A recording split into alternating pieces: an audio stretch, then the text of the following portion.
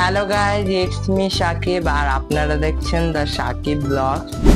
আর আজকে আমরা একটা আম দিয়ে তিনজনের আমের শরবত বানাবো। আর আপনারা দেখতে থাকেন আমরা কিভাবে এই আমের শরবতটা বানাই। আর এই ব্লগটা একটা রেসিপি ব্লগ হবে, তাই অনেক ছোট্ট একটা ব্লগ হবে, ব্লগ না, এটা রেসিপি ভিডিও। তাহলে আপনারা আমার এই রেসিপিটা দেখতে থাকেন পুরোটা।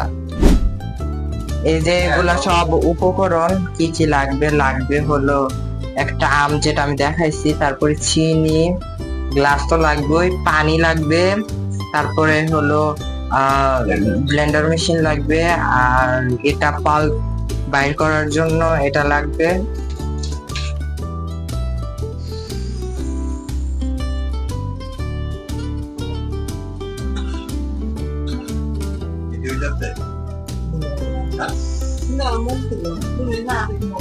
আরে তুমি কথা বল। এই যে আমি এটা কেটে ফেলছি, এখন এটার খোসাটা ছাড়াবো। আম, ল্যাংড়া আম। আর এই যে আমি এটা ছাড়িয়ে নিলাম পুরোটা ভালোভাবে, এতটুকু হয়েছে পুরো ইয়াটা। আর এখন আমরা মিক্সার গ্রাইন্ডারে আমরা দিয়ে দিব। আর একটু লবণ দিতে হবে, কারণ আমটা একটু টক, তাই লবণ দিলে এটার ব্যালেন্স ঠিক হয়ে যাবে। আর চিনি লাগবে, এখন চিনি।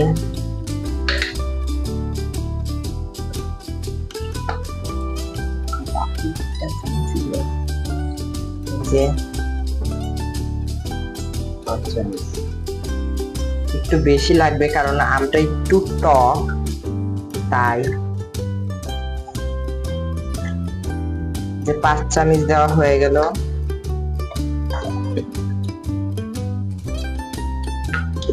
এখন আমি ঢাকনাটা,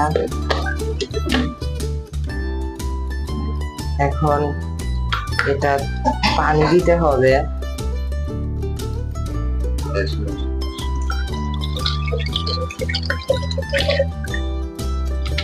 জায়গায় 250 ml আর এই জায়গায় 250 ml।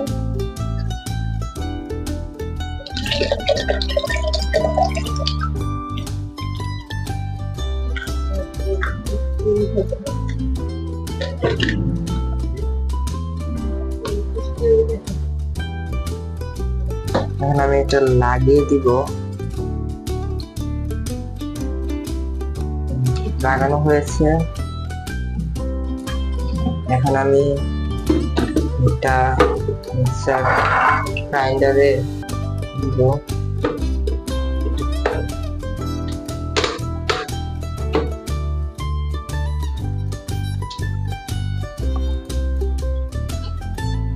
একটু ভয় করছে, আমি প্রথমবার করছি, আমার ভয় করছে কেন জানি।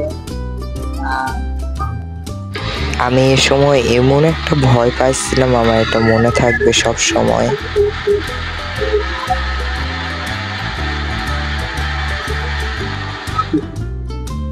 আবার আরেকবার দিতে হবে।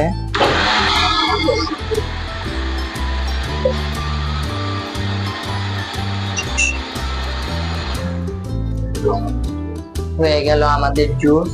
এখন আমরা এটা গ্লাসে পরিবেশন করব।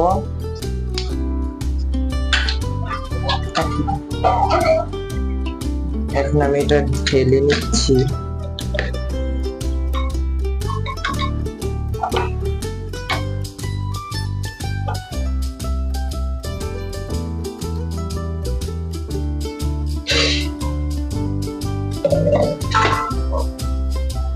এই যে আমাদের আমের শরবত, আর এটা আমি নিজে বানিয়েছি পুরোটা।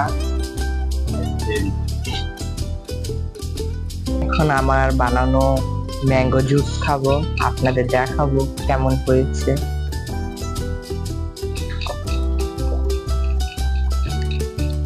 অনেক ভালো হয়েছে এই ম্যাঙ্গো জুসটা।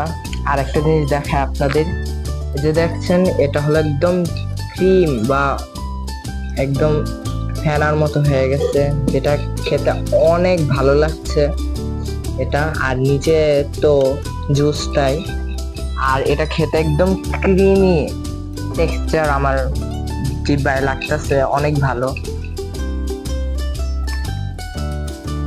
অনেক ভালো এটা হয়েছে। আর আপনারা এটা একবার হলো বানিয়ে খাবেন আমার এই রেসিপিটা, আপনাদের আশা করি অনেক ভালো লাগবে এই রেসিপিটা।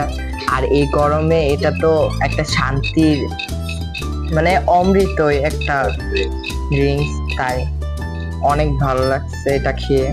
আপনারা বানাবেন অবশ্যই। আর আজকের ব্লগটা এতটুকু পর্যন্ত, আপনাদের সাথে দেখা হবে অন্য কোনো একটা ব্লগে বা ভিডিওতে। তাহলে ততটুকু পর্যন্ত আল্লাহ হাফেজ।